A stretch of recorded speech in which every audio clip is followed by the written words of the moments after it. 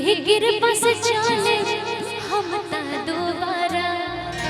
ये maroon colour सड़िया पे तर्ज भजन है तो उसको ही गाऊंगी और इसका मतलब भी बताऊंगी आपको अच्छे से, ठीक है ना।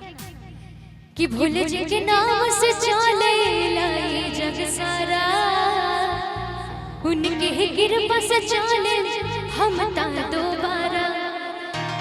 कि बोल चलम सगरी डगरिया,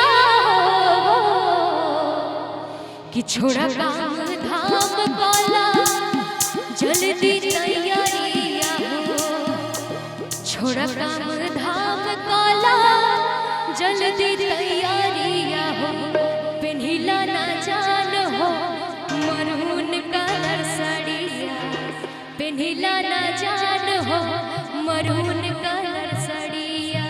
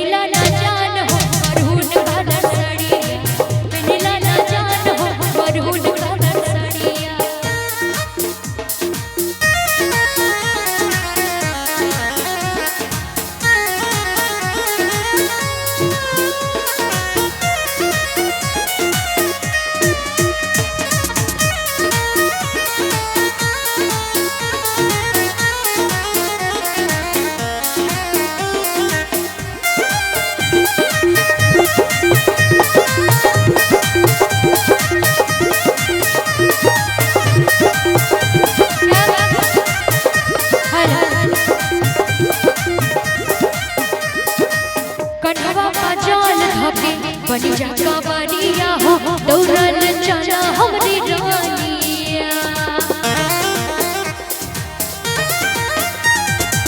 कन्हवा पजाल धके बनी जा कावरिया हो दौड़ल चला हमरी रानिया।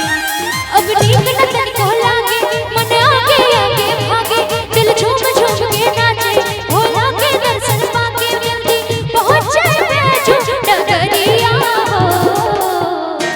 अच्छा ऐसे मतलब समझ नहीं आया होगा, मैं बता देती हूँ कि कन्हवा पजाल धके बनी जा कांवरिया हो दौड़ल चला हमरी रानिया। कि अपनी न तनिको लागे मन आगे आगे भागे, दिल झूम झूम के नाचे भोला के दर्शन पाके जल्दी पहुंच जाए बैजू नगरिया हो।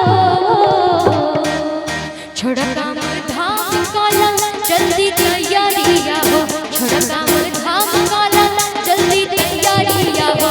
नीला ना जान हो मरून कलर साड़िया, नीला ना जान हो मरून कलर साड़िया। बोलबा बोलत चला सकरी डगरिया हो, बोलबा बोलत चला सकरी डगरिया हो।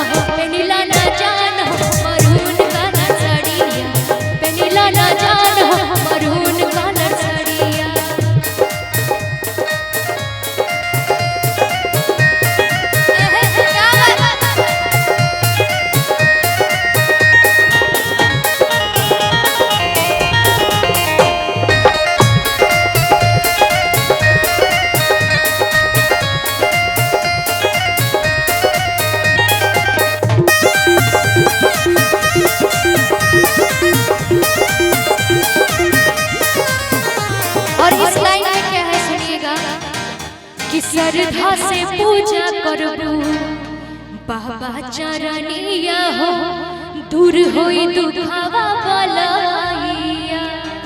अच्छा भजन समझ में आ रहा है? हाँ या ना में जवाब दीजिए, कुछ तो बोलिए। नहीं समझ में आ रहा है कि श्रद्धा से पूजा करबू बाबा चरनिया हो दूर होई दुखावा बलैया। और क्या कहना है कि बात तो से को बताई संग में